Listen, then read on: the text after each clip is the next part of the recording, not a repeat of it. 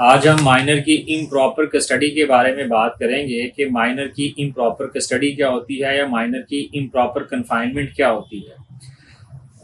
अब improper custody और proper confinement को मैं इस तरह एक्सप्लेन करूँगा कि अगर माँ बाप के दरमियान अलहदगी हो गई है, अलहदगी तलाक की सूरत में है या खुला की सूरत में है, तो जो बच्चा है वो किसी एक पेरेंट के पास रह रहा है और दोनों में से किसी पेरेंट ने भी बच्चे की कोर्ट से कस्टडी नहीं ले रखी या कोर्ट गार्डियन कोर्ट के सामने कोई कस्टडी का दावा दायर नहीं कर रखा और जो बच्चा है वो किसी एक पेरेंट के पास है और जो दूसरा पेरेंट है यानी कोई फादर वो है या मदर है, जब वो बच्चे से मिलना चाहता है तो उस पेरेंट के पास, जिस पेरेंट के पास बच्चा है, वो उसको मिलने नहीं दे रहा। किसी भी तरीके से उसके वेयर अबाउट्स पता नहीं चल रहे, यानी अगर घर जाता है कोई पेरेंट मिलने के लिए तब घर नहीं मिलने दिया जा रहा, कोई राब्ता करना चाहता है राब्ता नहीं करने दिया जा रहा, कोई फ़ोन करना चाहता है फ़ोन नहीं करने दिया जा रहा, या किसी भी ज़रिए से वो अपने बच्चे तक एक्सेस करना चाह रहा है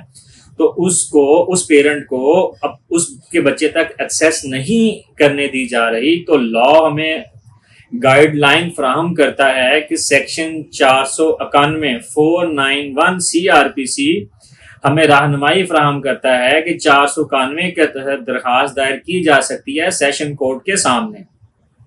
तो सेशन जज साहब जो हैं वो मुतलका SHO ऑफ पुलिस स्टेशन, यानी जो मुतलका पुलिस स्टेशन का SHO है जहां पे बच्चा रिजाइड कर रहा है, उस के मतलब जो पुलिस स्टेशन है उसके SHO को डायरेक्शन देगा कि ये बच्चा फलां जगह पे रिजाइड करता है, इसको थ्रू मदर या थ्रू जो उसका लीगल रिप्रेजेंटेटिव होगा उसके जरिए इसको कोर्ट में पेश किया जाए। तो SHO जो है मुकर्रर तारीख पर बच्चे को कोर्ट में पेश करेगा, तो कोर्ट के सामने जो पेरेंट है जिसने दरखास्त दायर कर रखी है वो अपने बच्चे से मिल लेगा। तो उस डेट के ऊपर जिस दिन बच्चा प्रोड्यूस किया जाएगा तो कोर्ट ये देखेगी कि बच्चा जो है ये जिस पेरेंट के पास है उसी के पास रहना चाहिए या जिसने दरखास्त दायर कर रखी है इम्प्रॉपर कस्टडी की बच्चे की हवालगी उसको दे देनी चाहिए। तो दोनों में से जिसको कोर्ट फिट पर्सन समझेगी, सूटेबल पर्सन समझेगी, उसको कस्टडी ग्रांट